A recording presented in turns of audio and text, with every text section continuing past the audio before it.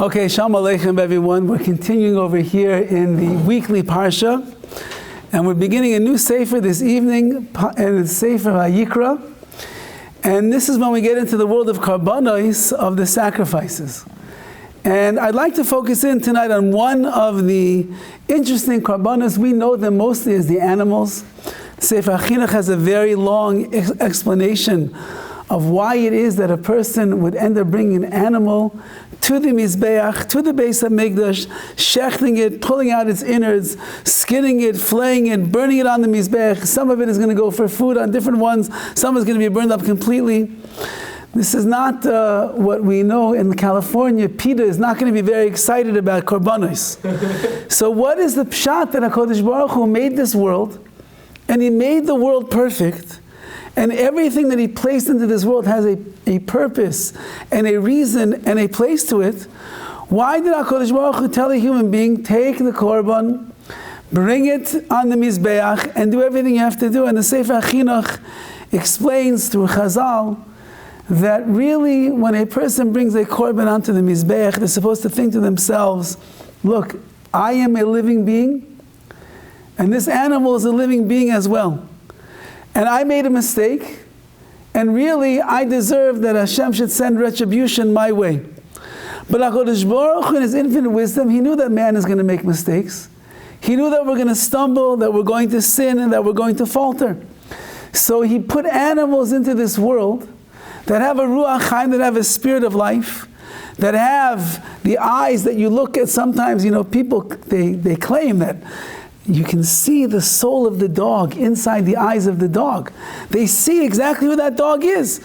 So too, when the animal is brought on the Mizbech, that animal, says Sefer Chinuch, that should be you. And what it's going through, you should be going through. And that blood should be your blood, and that skinning should be your skinning, or the burning should be your burning. Whatever it is that a person might have done wrong in this world, He says that's what should happen to him. There is one korban that doesn't seem to work like that. It's known, as the Parsha tells us this week, it's called the korban mincha. And the mincha offering is the flour offering. F-L-O-U-R. Yeah, soiles, a mincha, it is the fine flour that you're going to bring on the altar, on the Mizbeach. And the pasuk tells us the following. The pasuk says, "V'nefesh ki sakriv korban mincha laHashem." The nefesh, the soul, a person, when they're going to bring the korban mincha to Hashem, soiles ye korbanoi v'yotzak alei shemen. They're going to bring the fine flour. They're going to bring the oil. V'nasan alei levayna. They're going to even put frankincense upon it.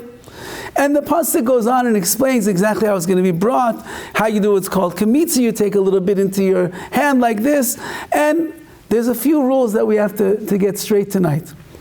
But the first part over here is that Rashi points out that in no other korban that we bring, that we speak about, especially in this week's parsha, does it say v'nefesh ki sakriv korban, the nefesh, the soul, when it brings a korban, when it brings a sacrifice.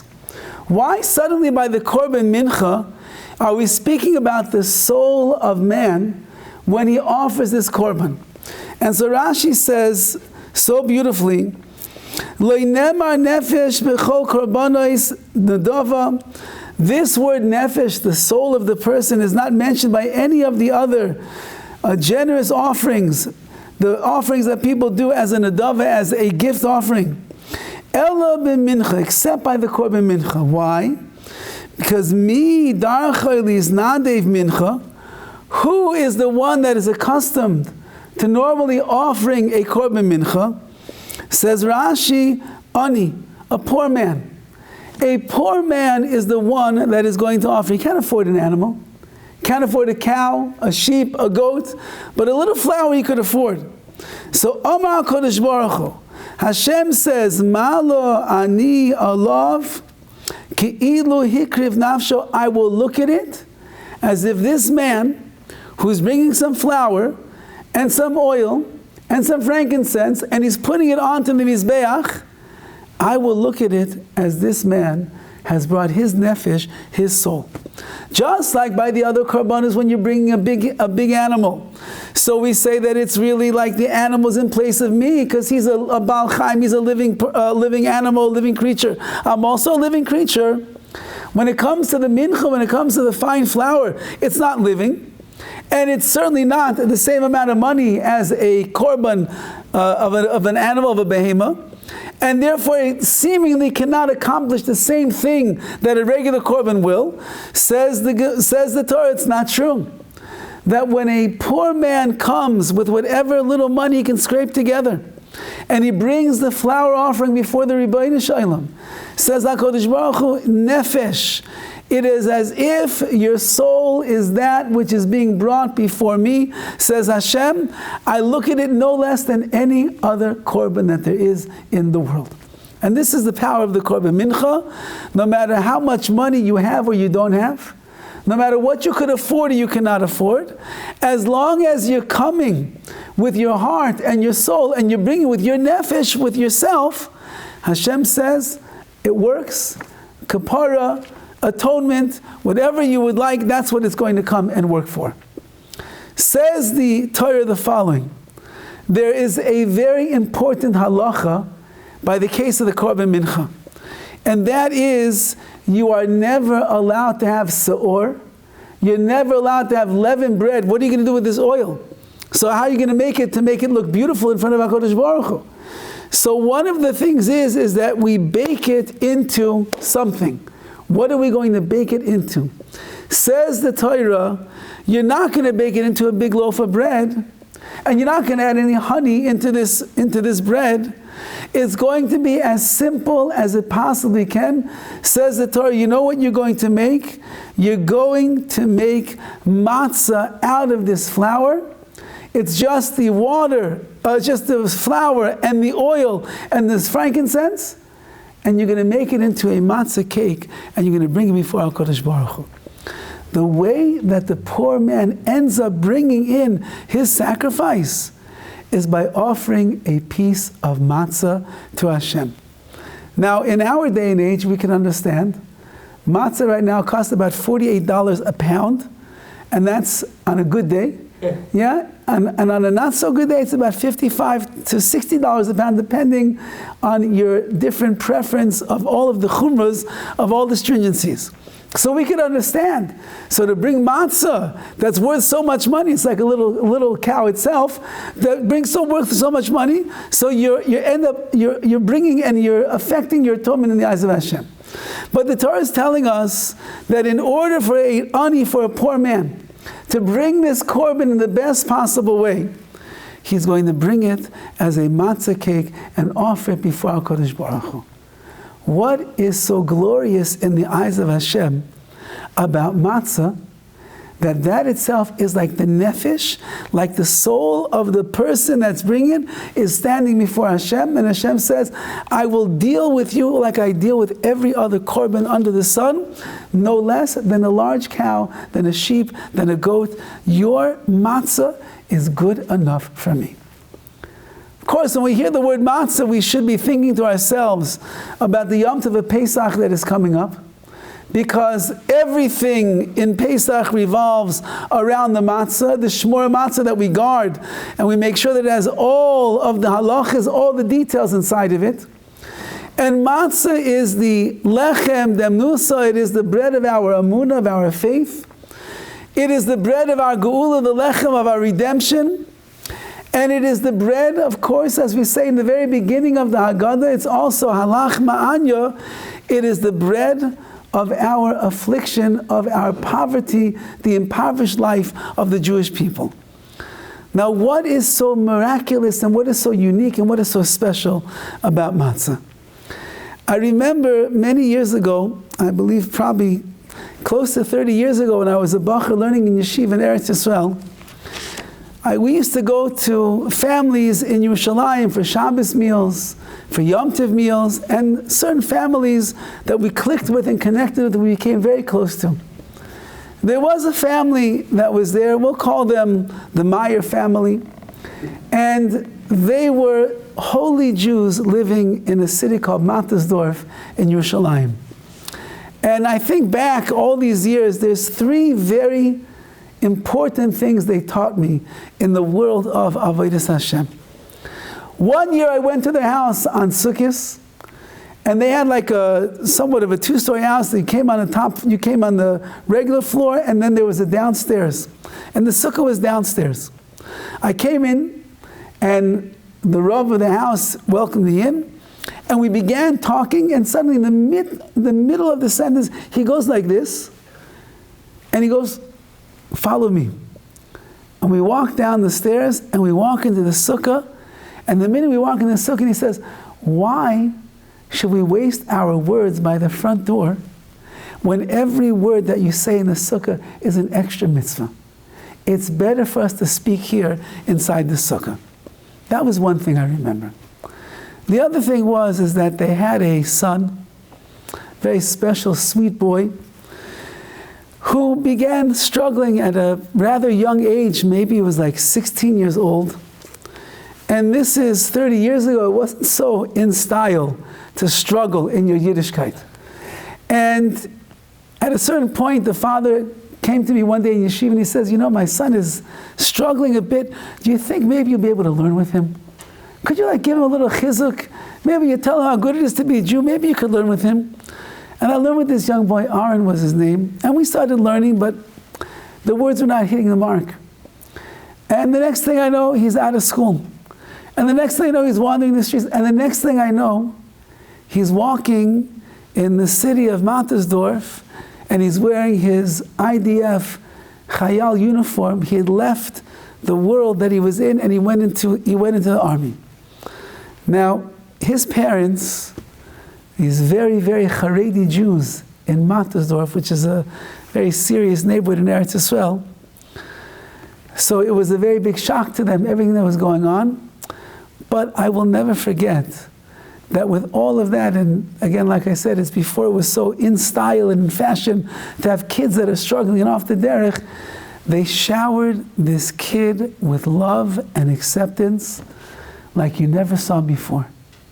And it always stood out to me how loving and understanding and patient and incredible they were, that they were able to deal with their son in such a way like this. Again, nobody else's kids were off the derech at this time. Nobody else 30 years ago in Matzah had struggling teens. They were all in the program.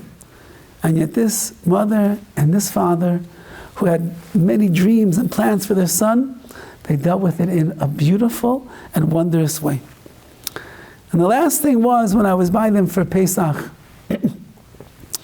And I remember that the Balabayas, the Rav of the house, we were eating a meal, and you know, everybody takes their matzahs and they love to smear it with all the spreads, whether it's going to be your chocolate spread, whether it's going to be your cream cheese, whether it's going to be whatever it is that you want, you can put it all onto that matzah. And I noticed that he is not, there was a lot on the table, he's not spreading anything on his matzah. And at a certain point, he turns to me and he says, "You know, a Yid, a Jew, is like matzah. Matzah is pashut, it's simple. It's water and it's flour, and that is it." And he said, some have a custom not to put anything on top of the matzah at all. No marmalade, no cream cheese, no chocolate spread. If you're a Sephardi, no hummus. Could you imagine 8 days with no hummus? No hummus. He said, why? Because a Jew is to be reminded that our life is a life of simplicity. We don't need extra smearings and additives and the like on top of us. The more simple the Jew is, the more he's going to be a servant of the Ribbono Shel Olam.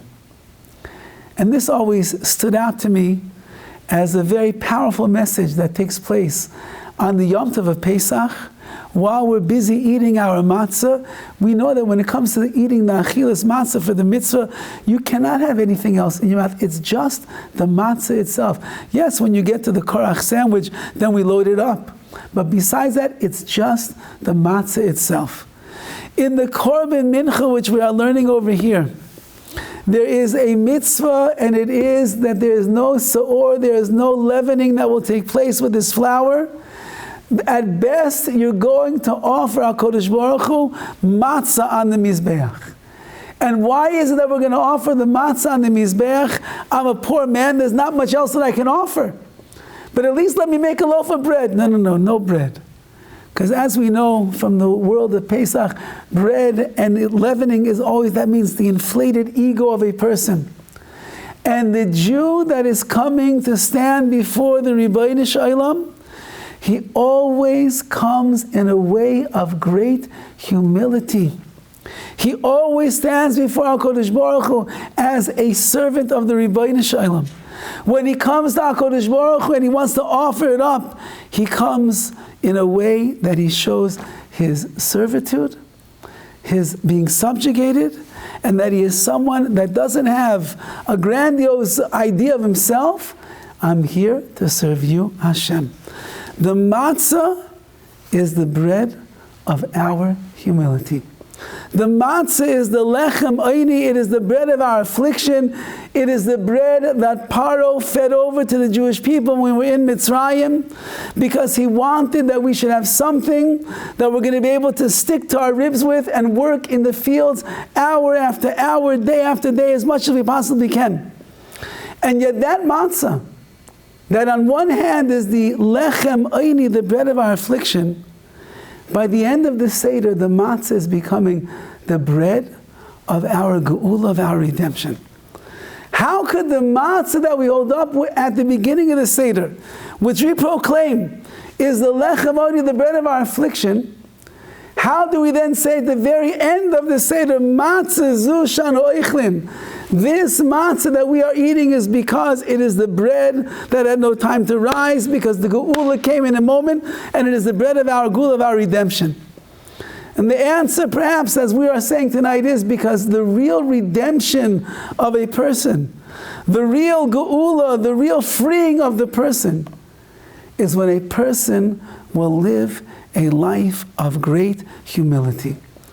When my gaiva, when my ego, when my arrogance gets in the way, says HaKadosh Baruch Hu, there is no room for me and for you in the same room. I made you at Tselem Elokim. I made you in the image of God. And I put inside of you a beautiful heilig neshama. And that neshama craves to be close to me, says Hashem. But when you begin letting your ego get in the way, when your own honor gets in the way, so then says HaKadosh Baruch Hu, that Tselem Elokim, which is the beauty of who you are, that gets covered up and pushed away. And then says Hashem, I have nothing at all anymore to connect to, because you're just a ruach, just a spirit of arrogance that's in the way. If you want geula in your life, if you want redemption in your life, if you want freedom in your life, the only way to really do it is to live your life like the matzah. The matzah doesn't put on the cream cheese, it doesn't put on the spread, it doesn't put on all the toppings. We don't make a big submarine matzah sandwich. We don't do these things. Because it's pashtus, it's simplicity. And the way of the Jew is to be someone that lives a very simple, humble life. Says the Torah over here that when you're going to offer the mincha, which itself already means you're a poor man, you don't have much to offer. Says HaKadosh Baruch Hu, but if you bring it in the right way, it's v'nefesh kisakriv korban mincha laHashem soiles ye korbanai. You are bringing your nefesh, you are bringing your soul, you're bringing yourself before the Ribbono Shel Olam. And this is the gift that HaKadosh Baruch is giving each and every one of us this year on Pesach. He's giving us a gift of matzah. He's giving us a gift to leave the leavening behind, to leave the chametz behind, to leave all the extra things behind. It's really, you think about it, it's the night of the Seder is the greatest night of freedom. Zman Cheruseinu. It's the night that we are free men. We're like kings. We're leaning. They're pouring us our drinks. They bring the water to the table. We can wash our hands at the table. We don't even have to get up.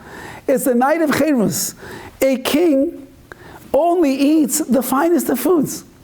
A king only has the most succulent of ducks. He has the biggest rolls and the biggest breads that you could possibly imagine. That's what's on the table. And yet the night that we are the kings of Klal Yisrael, HaKadosh Baruch Hu says, don't forget who the real king is. The real king of the world is the Ribbono Shel Olam. And the only way in which you're going to be able to recognize the king is if you remain the humble person that HaKadosh Baruch Hu wants us to be. And therefore, as we point out, that at the very end of the Seder, when we're going to raise the matzah once again, matzah zu shanu oichlim al shuma. Why are we eating this matzah? Al shum shelo hispik b'tseikam shel aveiseinu lahachmitz. Because the dough of our forefathers had no time to rise. Ad sheniglo aleya melech malchem malachim HaKadosh Baruch Hu golem, until HaKadosh Baruch Hu himself came and he redeemed us. Like it says in the Torah, v'yoifes habatzak asher hotziu miMitzrayim. They finally baked the bread after they left Egypt. Ugo is matzah cakes. Kilo chametz ki gorshu miMitzrayim, because they sent us out of Mitzrayim. There was no time to delay. V'gam tzeder lo osalem. We had no provision to take on the way. Says the God is really quoting the Torah over here, and that is that Klal Yisrael, when they went through all of the Makkos and they went through all of the Mitzrayim and they went through everything that HaKadosh Baruch Hu brought to them, Klal Yisrael was humbled again and again and again and again. We were slaves. We were in the Memtesh Shari Tuma. We were getting overwhelmed with everything that HaKadosh Baruch Hu was doing. And yet HaKadosh Baruch Hu made miracle after miracle. He redeemed us. He saved us. When you see the hand of HaKadosh Baruch Hu in your life, there's nothing more redeeming, and there's nothing more humbling, and there's nothing more beloved to a Jew than to see how HaKadosh Baruch Hu is taking care of us. And therefore there was no time for the arrogance of the Jewish people to rise. Because when they were running out of Egypt as fast as they could, they recognized HaKadosh Baruch Hu saving us, taking care of us, helping us, lifting us up. And a person then becomes the servant of the Ribbono Shel Olam.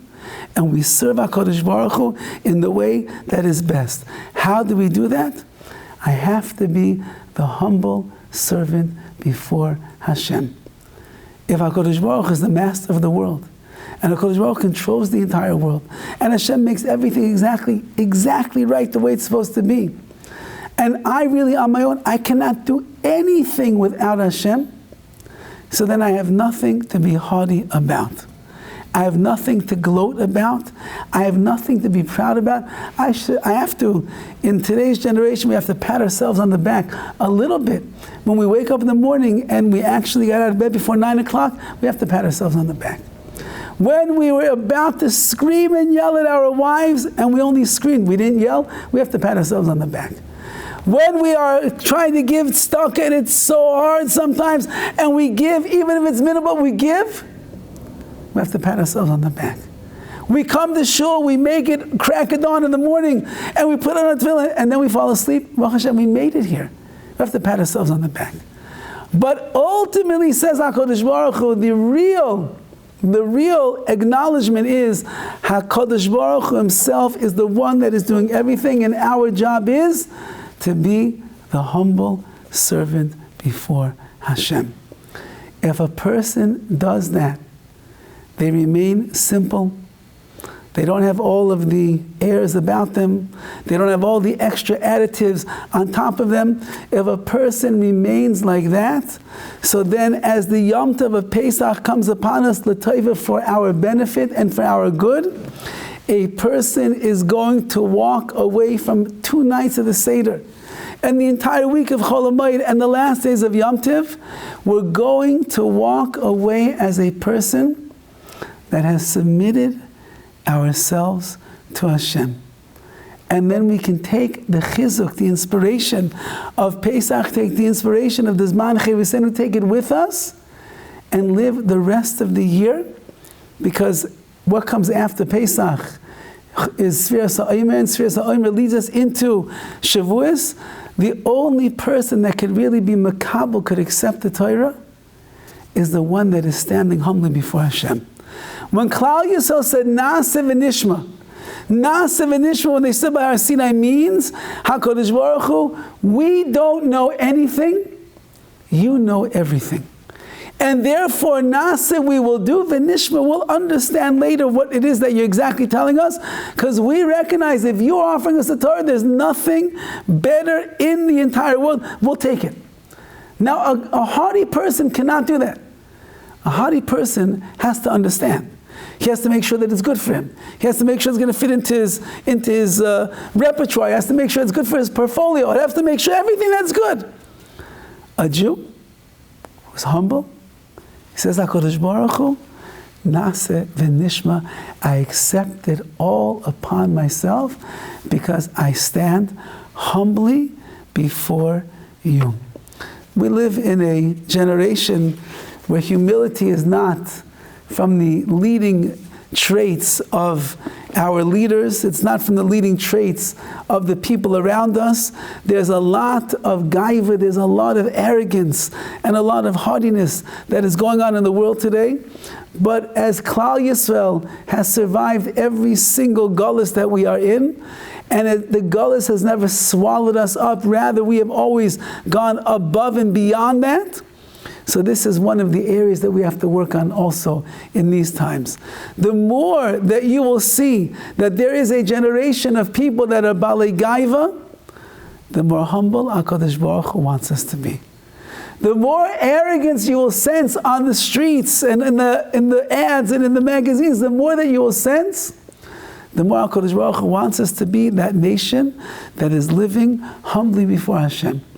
And if we will do that during this time of the year, and we will chap on, we'll grab on to the message of the matzah which is pashtus, is simplicity, and we realize that the more that we keep ourselves simple, the more humble we're going to be.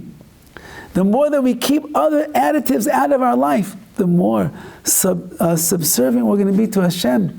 And the more that we keep things away and we stay focused on HaKadosh Baruch Hu, the more subjugated we'll be to Hashem.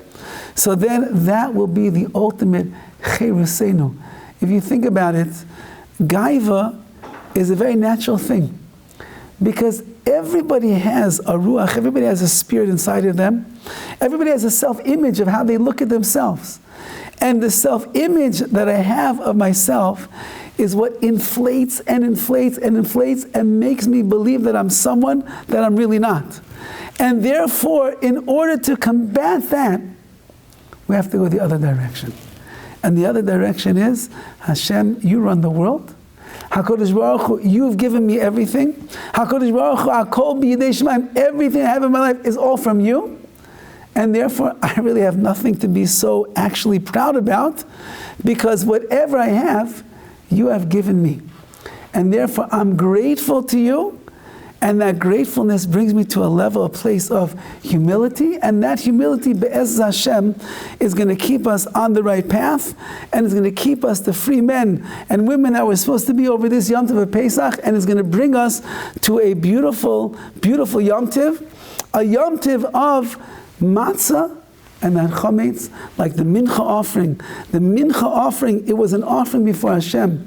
You're offering your nefesh, your soul, yourself, and yourself, your humble self, is what HaKadosh Baruch Hu wants on the Mizbeach. I want to leave you off with a story of the great humility of our Gedolei Yisrael, our leaders of the Jewish people. This story goes back to the days of Rabbi Yosef Shalom Eliashiv, the great Rabbi Eliashiv, who lived to the ripe old age of 102 years old, almost 103. And he was a man that from a young age was learning Torah 18 hours a day at least. He went the whole day till around 11 o'clock at night. He went to sleep from about 11:30 till 2 o'clock in the morning. Then he would wake up, and by 2:30 he was sitting and he was learning, and he would go the entirety of the day like that. Yeah, you have to daven, and you have to eat a little bit, and you have to see your family a little bit, and you have to be involved in answering questions with Klal Yisrael, but the majority of his day was sitting and learning. When he was 93 years old, so the great force, Rav Elyashiv, began to feel a bit weak. And he didn't know exactly what it was, and he went to the doctors, and the doctors began running tests and examinations, and they found out that he had a certain sickness that was very dangerous and life-threatening. And they told him, you have basically two choices right now. There is a surgery that we can do on you, and perhaps it will work. Now, if it works, you have a chance of living longer. But you need to know that there is a 90% chance that you are not going to make it through the surgery itself. Or you could decide not to do any surgery at all. So Rav Elyashiv, who was a very pragmatic person, he heard what the doctors had to say, and he thought to himself, I've lived 93 years. Baruch Hashem, I have a good life. Children, grandchildren, great-grandchildren, great-great-great-grandchildren. Learned Torah all of my life, was able to teach to thousands, able to answer any shaila and halach that ever comes in, I can answer. I've lived a very good life. Why would I put myself at risk for 90% chance that I'm not going to make it? And he said to the doctors, you know, I hear what you're saying, and I've decided I'm not going to go forward with the surgery. I'll take the gezer, the decree from Hashem. Whatever is going to be, however long I'm going to be able to live, I will live. But more than that, I'm not going to. And that was his decision. Great Gadol Hador, sound minds, logical, understands what the ramifications are, not going to have the surgery. Now, Rabbi Elyashiv had a Jew that was very close to him, a Yid in New York by the name of Reb Zalman Leib Silber, and he was very involved in taking care of all of Rabbi Elyashiv's medical needs. And when he heard about this procedure that Rabbi Elyashiv declined, he began looking all around America. Maybe I could find another doctor somewhere here that's going to be willing to come to Israel and do the surgery on Rabbi Elyashiv. And maybe they have another mahalach, another way to do it. Maybe it's not going to be as dangerous. So he finally locates a doctor. Now, I believe that I know that this is a doctor who was a religious Jew in Baltimore. That's how I remember the story. And I remember even hearing this man speak before. So I believe that this is the doctor. And he had a different way in which he could perform the procedure. And he said, not that it's no chance that he won't die, but I'm minimizing the chances of his death by the way that we're going to do. Instead of it being 90%, maybe it's only 50% right now. So they came to Rabbi Elyashiv and they said, we found a doctor. We can bring him here to Eretz Yisrael. And he said he can minimize the chances of you dying under the knife. Would you reconsider? And he said, no, I already made up my mind. Now, one of the other great leaders of the generation, Rav Arnev Steinman, who was a very close friend to Rav Elyashiv, when he heard what Rav Elyashiv said, that he's not going to do the surgery, and he heard that there's a doctor that's willing to come from America that's going to do the surgery, and it will be less of a chance of his death, he wrote a warm letter to Rav Elyashiv, and he told him, you don't understand how much Klal Yisrael needs you. When you are in the world, it's a different world. Your Torah, your bracha, your kedusha, we need it in the world today. And if you do the surgery and you survive, you can get another 10 years plus of life possibly. And we, the Jewish people, will be the greatest beneficiaries of your life. Please reconsider your decision. So the great Rav Elyashiv, in a moment of true humility, reconsidered the case, and he listened to the words of Rav Steinman. And he said, okay, I will do the surgery. Comes the day of the surgery, and they bring Rabbi Elyashiv in on the gurney into the operating room. And all of the doctors and the nurses, everyone is preparing for the great tzaddik to go under the knife. And before the surgery begins, Rabbi Elyashiv says, I would like to speak to the doctor. And the doctor comes over. And Rabbi Elyashiv looks at him and he says, Doctor, there are two things that I would like to tell you. So the doctor assumed that Rabbi Elyashiv wants to, give him some advice, tell him how to do, what to do with the surgery, how to daven to Hashem. He says, Doctor, there's two things that I would like to tell you before you operate on me. He says, number one, I understand the ramifications and the risks that I'm about to take. And I know that it's quite possible I am not going to survive this surgery.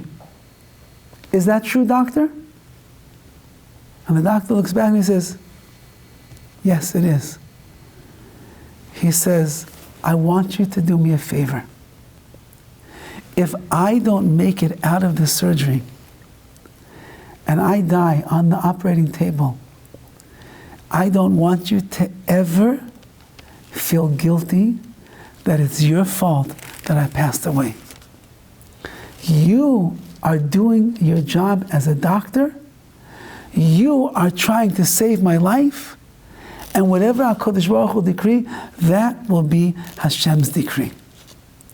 So please, one thing, I never want you to feel guilty. The doctor already was overwhelmed by the humility and the care and the concern of Rabbi Elyashiv. And he said, but there's one more thing. I might not make it. And if I don't, then I'll never be able to express my gratitude towards you that you tried your best to be successful in the surgery and give me a longer, better quality of life. So please, doctor, accept my hakaras hatov, my gratitude now for everything that you are doing for me. And the doctor was shocked beyond belief. And he thanked Rabbi Elyashiv for his kind words. Imagine he's about to go into the knife, have a surgery that he knows that he might die in. What's he thinking about himself? He's not busy doing tshuva for himself. He's not busy davening to Hashem.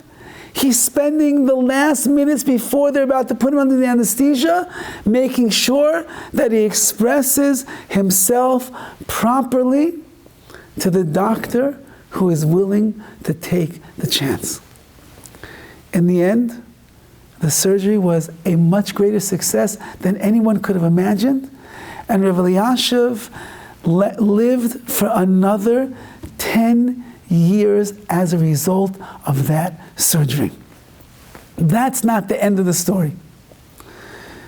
About 6 months, maybe 9 months after the surgery, and he had Baruch Hashem recovered, this Rav Zalman Leib Silber, the one Jew from New York that was in charge of his medical needs, who helped to facilitate that this surgery would take place, came to Eretz Yisrael, and he came with his son, and they came to see Rabbi Elyashiv.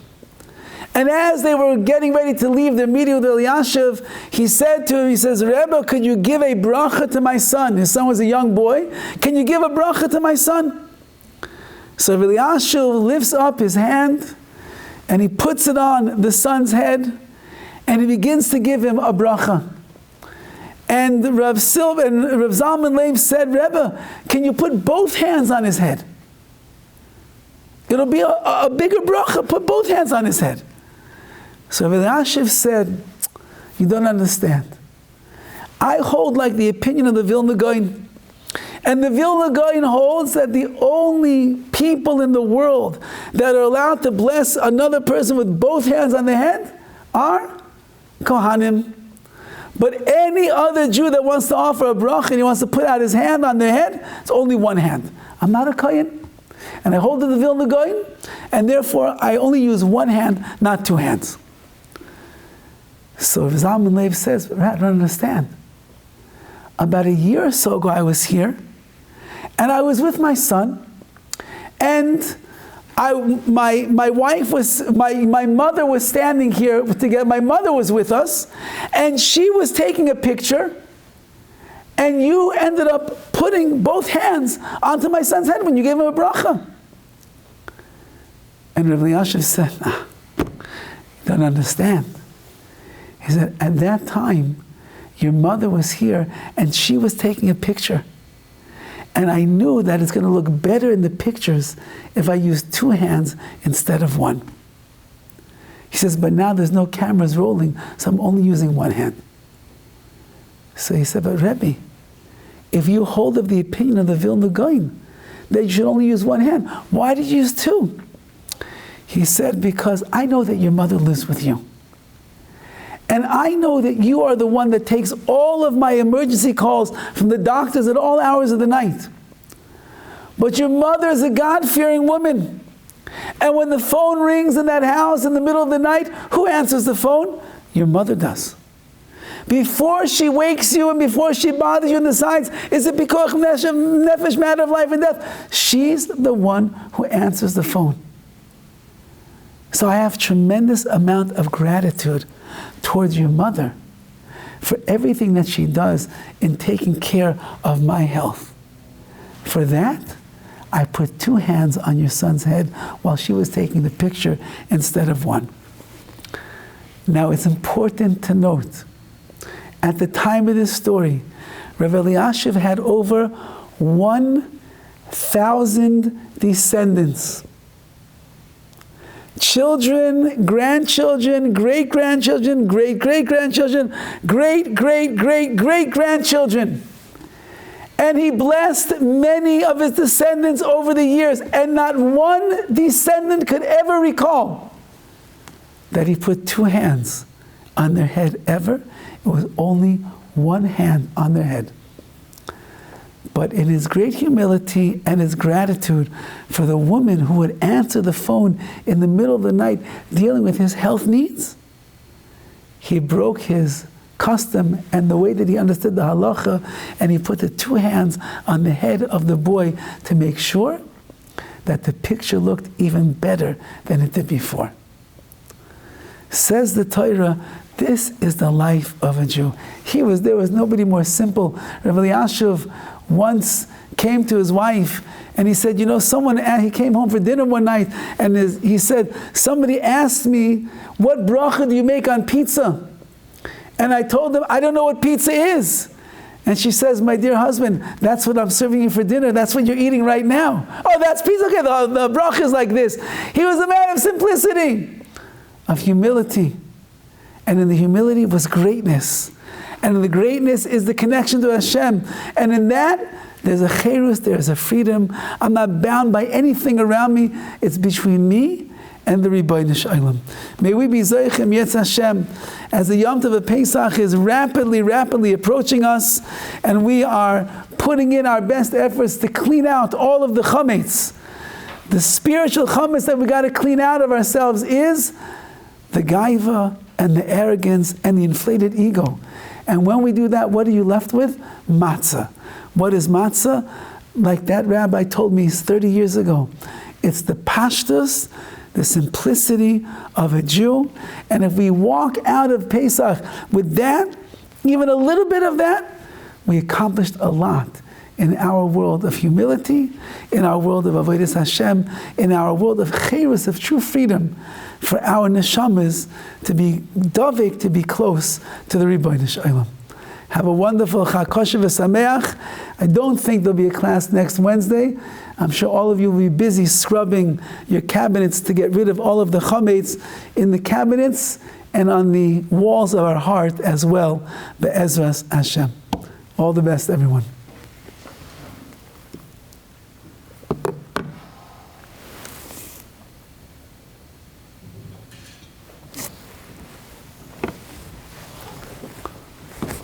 Shkayach.